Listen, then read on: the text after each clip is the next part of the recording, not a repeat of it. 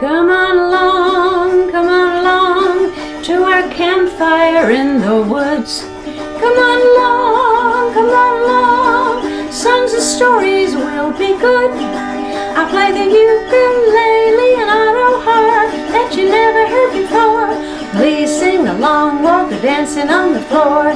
Jokes, crap, and at the end some more. Come on along to a campfire in the woods. Come on along, backpacks and sleeping bags are good. Let's have some fun and see some books and use imagination. Come on along to a campfire in the woods.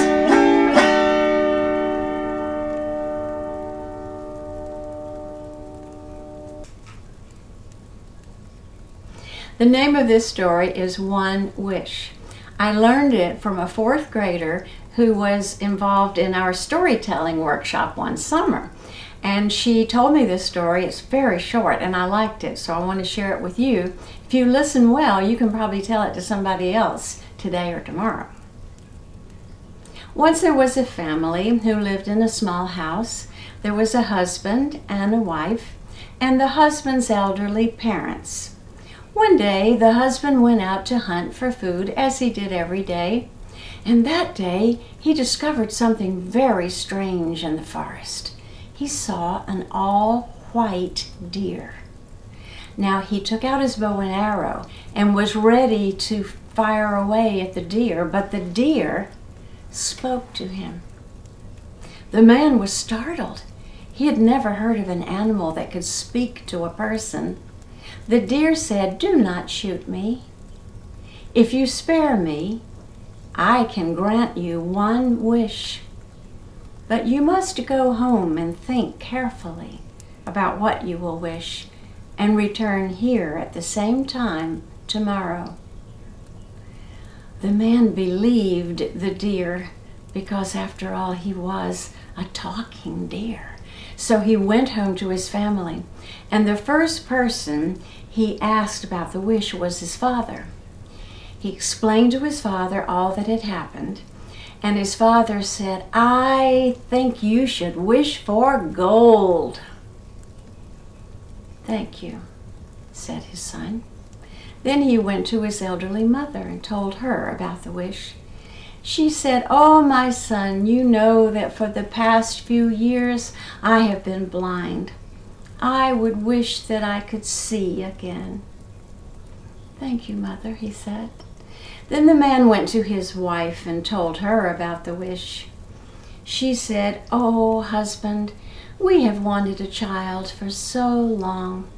I wish that I had a child that I could rock in our cradle." Well, the man went to sleep, and the next day at the same time he went out to the same spot in the forest, and there was the white deer. "Have you decided upon your wish?" asked the deer. "Yes," said the man. "I wish that my mother could see my wife rocking our baby in a golden cradle." The wish was granted, and everyone in the family was very happy. And that's the story of One Wish. The next story I'm going to tell you is a bit longer, but certainly worth listening to. It's one of my favorites. The title is The Peddler of Ballaghaderreen. Longer ago than I can tell you, and twice as long ago as you can tell me, there was a peddler who lived in Ballaghaderreen. He lived at the crossroads in a cabin so small that it had but one room to it. And that room was so small that the peddler could stand in the middle of it and lift the latch of the front door, lift the latch of the back door, and hang the kettle over the fire. That's how small and cozy it was. Now, outside the cabin, the peddler had a garden where he planted cabbages, carrots, onions, and potatoes. and in the center of the garden was a cherry tree, as tall and brave as any cherry tree in all of Ireland. In the spring, it grew blossoms as white as snow, and in the summer, it grew cherries as red as a heart full of love. Now, when the vegetables started to ripen in the garden, well, all the rabbits from thereabouts came and ate the vegetables till all of them were gone.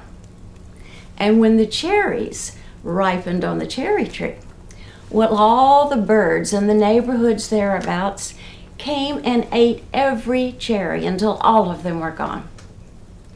When the neighbors saw this, they worried about their friend, the peddler. And they said to him, "Master Peddler, you're letting the wild creatures steal from you. Why, the rabbits are eating all your vegetables, and the birds have eaten all of your cherries. There'll be nothing left for you." But the peddler just smiled and laughed. He said, "They're not stealing at all. The birds on that cherry tree sing sweeter than on any tree in all of Ireland. And the wee rabbits are good company for an old man who lives by himself." Now, on any day when there was a fair or a wedding or festivities in the town, the peddler would fill his pack full of things to sell and put it on his back, and making a trip into town, he would reach the village square. There he would spread out a blanket and take his things to sell from his bag and set them out so that everyone could see. And soon he would be surrounded by lads and lasses and children, all picking up his things and asking the prices. He would call out, "Come, buy a trinket. Come, buy a toy. Come, buy a kerchief in scarlet or yellow." Well, sometimes there would be a poor boy dressed in rags with no shoes at all. And the boy would pick up a pocket knife and say, "Master Peddler, how much did you want for this knife?" And the peddler would say, "Half a crown." But the poor boy would put it back down and say, "I don't have half of that, and never will have." And it turned to go away. Well, the peddler would pick up the pocket knife and run after him, and he would slip it in the boy's pocket and say, "Now there, that pocket knife rests a deal more comfortable in your pocket than ever it did in my pack. Now take it, and God bless you." Some days there would be a poor lass with ragged clothes who would pick up a pretty kerchief and say, "Ah, Master Peddler, how much for this kerchief?" And when he told her the price, she would lay it down sadly and turn to leave. Well, you know the peddler. He would pick up that kerchief, run after her, and tie it round her curls himself. He would say, "Now there, that kerchief looks a deal prettier on your curls than ever it did in my pack. You take it, and God bless you." And on days when there were many poor children, the peddler would make his way homeward with an almost empty pack and nearly no money in his pocket. And on those days, he would sing all the way home. Now, when his friends, the neighbors, saw this happening, they worried about the peddler. They said, "Master Peddler, you're supposed to be selling your wares so that you have money to buy food for yourself. You're not supposed to be giving them away. Aren't you worried that one day you'll have nothing left? Why, look at you. Every road you take, there's always a stray dog behind you because he knows you'll share your food." And that was true. Whatever road the peddler took, there was always a stray and homeless dog right behind him, sure of a lunchtime sharing of bread and cheese. Well, on days when there was no wedding and no festivities in the village, The peddler would leave his pack at home and set out into his neighborhood, because these were the days when he told stories to the children. He would sit himself down on a neighbor's doorstep, and soon he would be surrounded by children and lads and lasses, and he would tell them the stories, stories of excitement, stories of great heroes, stories of saints. And he would say to them when he was finished, "Now, you never can be tellin' if the person you meet could be a hero or a saint. So keep a kind word and a gentle hand for all." And the peddler knew how to tell the stories in such a way that the children would hold them close in their hearts until they were old. Now, spring follows winter in Ireland, then summer, then fall, and when winter came again, the peddler grew old. One day he had nothing in his backpack and not a penny in his pocket.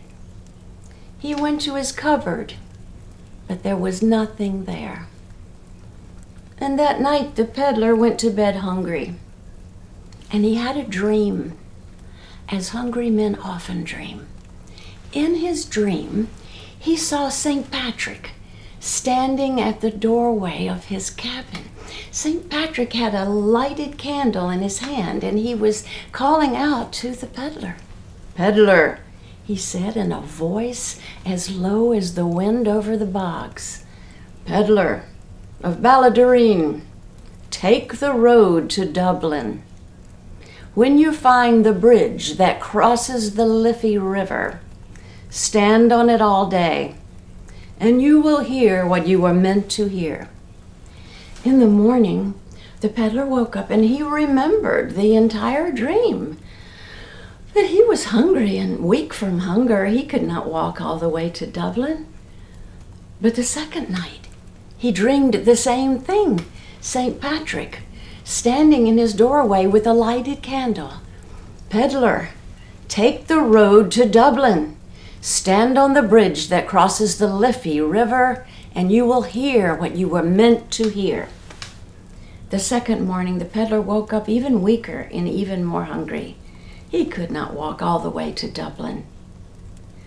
But when he dreamed the same dream, the third night running, the peddler got up, put his pack on his back out of sheer habit, and putting one foot in front of the other, he walked all the way to Dublin. I cannot begin to be telling you how long it took him to get there. But he found the bridge that crossed the Liffey River. And he stood there on the bridge all day long.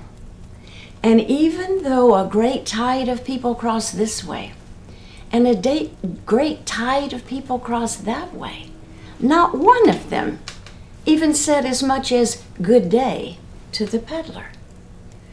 And when the sun began to go down, the peddler shook his head and said to himself, "I'll just find an old alleyway and lie down there." But to his surprise, someone clapped him on the back. He turned, and it was a strange man, well dressed and wealthy. The man said to the peddler, "I am the owner of the inn. I am the innkeeper, and the inn that's right beside the bridge. I've been watching you from my window all day, and I am filled with curiosity entirely. Why have you come here? Why have you stood like that on the bridge all day?" But when the innkeeper looked into the peddler's face, he saw how tired and weary he was, and he saw the great hunger and thirst. And the innkeeper said, "Come into the inn, come into the kitchen. Sit you down and rest for a while. Then eat as much as you want and drink as much as you want. And then, when you've rested, satisfy my curiosity." So the peddler sat down, and rested, and ate and drank as he had not in many a day. And when he felt better, the peddler began to tell the innkeeper why he had come to stand on the bridge all day. The peddler said, "Well, for 3 nights running, I had the same strange dream." But before he could say another word, the innkeeper burst out laughing. He said, "You fool! I could tell you were foolish just by looking at you. I bet you haven't a penny in your pocket. And you waste your time doing something you heard about in a foolish dream, coming here and standing on the bridge all day." What a fool! What I listen to is money in my pocket. I do not listen to foolish dreams. Well, the peddler stood up and made his way over to the door, when the innkeeper suddenly said, Wait, Master Peddler. When I saw you there standing in the doorway, I remembered that recently I too had a strange dream, also 3 nights running. What was it? I don't know what you dreamed about, but mine was so foolish. It was St. Patrick. He was standing in the doorway of the inn talking to me. He said, Innkeeper, take the road to Ballaghaderreen. When you reach the crossroads, go to the garden outside the cabin. In the middle of the garden is a cherry tree. Dig deep beneath that cherry tree and you will find gold." The innkeeper laughed and laughed. Ballaghaderreen? Who ever heard of such a place? And gold under a cherry tree? He laughed and laughed, and the peddler turned on his heels and made his way homeward. When he reached his cabin, he took up a shovel. He went out and began to dig under the cherry tree. Soon he hit upon something hard.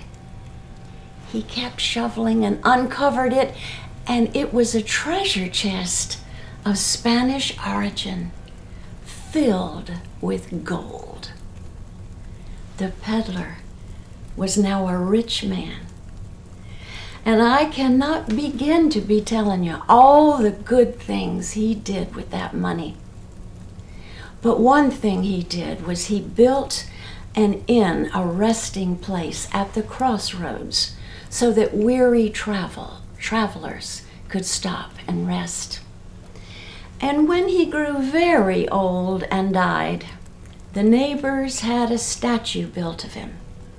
And there the statue stands at the crossroads to this very day, with a pack on his back and a dog at his heels. And that is the story of the Peddler of Ballaghaderreen.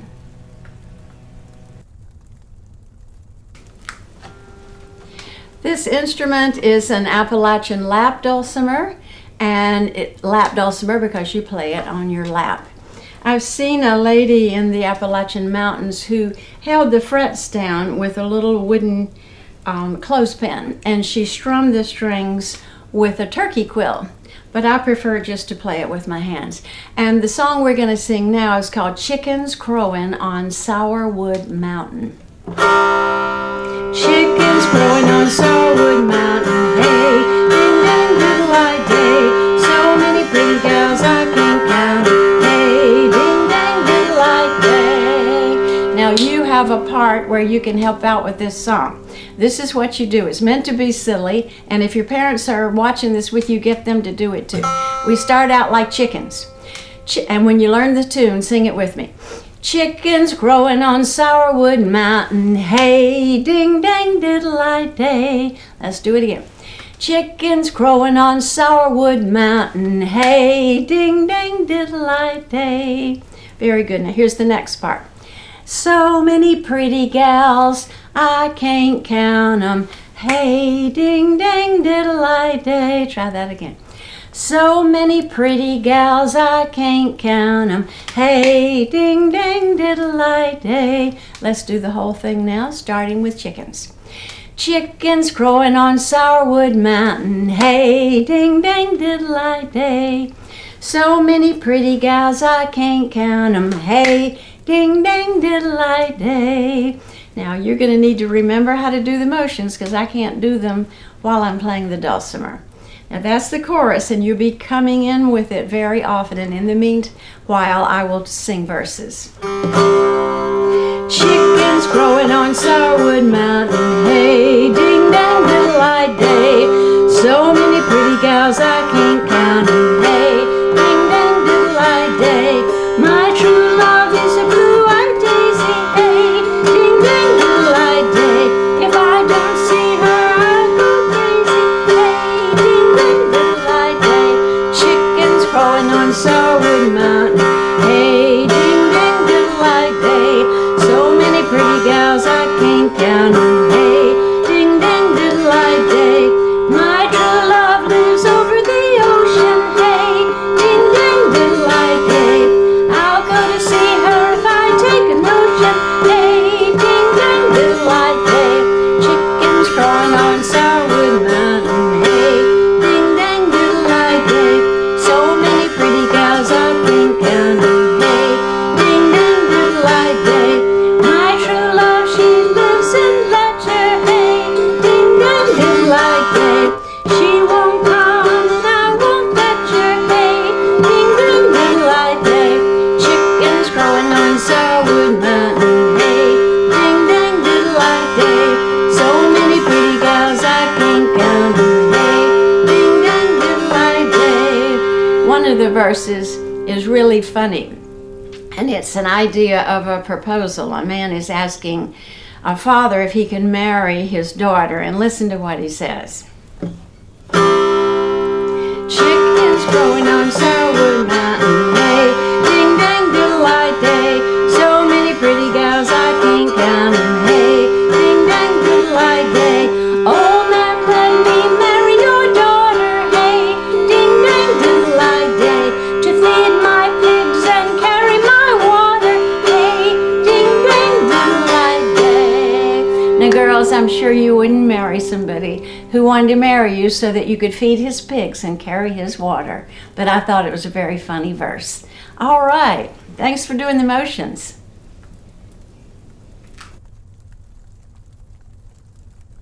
I think since we're at a campfire, it is traditional that we must have a ghost story. So this ghost story you're going to love. The way I learned it, want to know how I learned it? One of my children stood up at the dinner table one night and said, "Wait a minute, I have to tell you a story I heard today at school." And he told the story, and I have remembered it ever since, and always think of him when I tell it. This is a short story. If you listen well, you'll be able to tell it yourself. One evening, Mr. and Mrs. Jones wanted to go out to dinner to celebrate their anniversary. So they called a babysitter and they asked her if she would come over and take care of their baby. The babysitter said yes, she would be happy to, and asked if she could bring along a friend. Yes, that will be fine, she was told. And then Mr. and Mrs. Brown got ready to go out. I don't know if I called them Brown or Jones. Jones.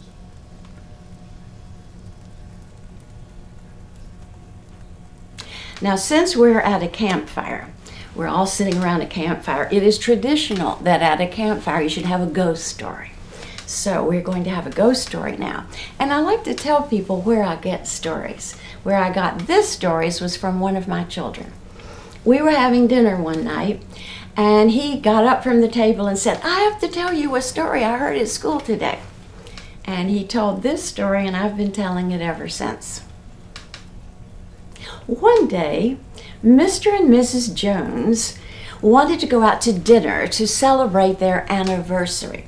So Mrs. Jones called a babysitter, asked if she would come over that night and take care of the baby. The babysitter said yes, she would be happy to, and asked if she could bring a friend. Mrs. Jones said, "Yes, you may." And so that evening, Mr. and Mrs. Jones were dressed up and ready to go out to dinner and celebrate the babysitter and her friend arrived, and they took very, very good care of the baby. They played with the baby, made the baby laugh. They sang funny songs to the baby. They gave the baby his bottle, put on his little pajamas, and rocked him to sleep in the rocking chair, then put him down in his bed. The babysitter and her friend then went downstairs to watch TV.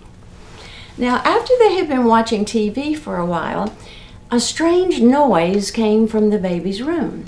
It sounded like, ooh. So the babysitter said, oh, I think I should just go upstairs and check on the baby. So she went up the stairs and into the baby's room, and there she saw a greenish-whitish ghost. And the greenish-whitish ghost said to the babysitter, do you know what I can do with my creepy, creepy fingers and my ruby, ruby lips? The babysitter screamed, ah! She ran down the stairs, ran out the front door, and ran all the way home. Well, the friend didn't notice any of this happening, and she was still glued to the TV, watching a very good program. A little bit later, that same strange sound came from the baby's room. Ooh. So the friend said, I think I'll just go upstairs and check on the baby. So she went up the stairs, and she went in the baby's room, and there she saw the greenish-whitish ghost. And the greenish-whitish ghost said to her, do you know what I can do with my creepy, creepy fingers and my ruby, ruby lips? And the babysitter's friend screamed, ah! She ran down the stairs, out the front door, and all the way home. Well, a little while later, that same sound came from the baby's room. Oh, and this time it was so loud it woke up the baby. So the greenish-whitish ghost said to the baby, do you know what I can do with my creepy, creepy fingers and my ruby, ruby lips? And the baby said, no, what can you do? And the greenish-whitish ghost said, oh,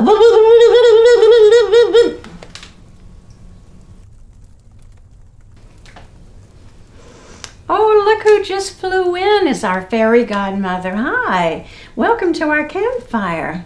Oh, thank you. Do you like our campfire? Oh, it's wonderful. It's so warm and cozy. Have you noticed that there have been a few animals around? Oh, yes. I like animals. Oh, that's good, that's good. Did you bring us some jokes, maybe campfire jokes? Yes. All right, let's hear one. How do trees access the internet? How do trees access the internet? That's a strange one. I give up. They log in. Very funny. You have a second joke for us? Yes, I got 3. Oh, you got 3. Okay. Well, here's number 2. Why does Humpty Dumpty like to camp in autumn? Why does Humpty Dumpty like to camp in autumn? I have no idea. Because he had a great fall. I still don't get it. Oh, come on. Humpty Dumpty sat on a wall. Humpty Dumpty had a great fall. Now I get it. Thank you. Thanks for the explanation. Well, I believe you have one more joke for us. Is that correct? Yes. Can a frog jump higher than a tent? Can a frog jump higher than a tent? I don't think so. I don't think a frog can jump that high. Oh, yes. The answer is yes, because tents can't jump. Oh. That's a good one. Well, thank you so much. Will you be back next week with some more jokes? Oh, yes. I'll be there with bells on. Good, good. We'll see you then. Goodbye. I want to do something that I think most people know how to sing so that we can sing together the way people do around campfires when they're camping.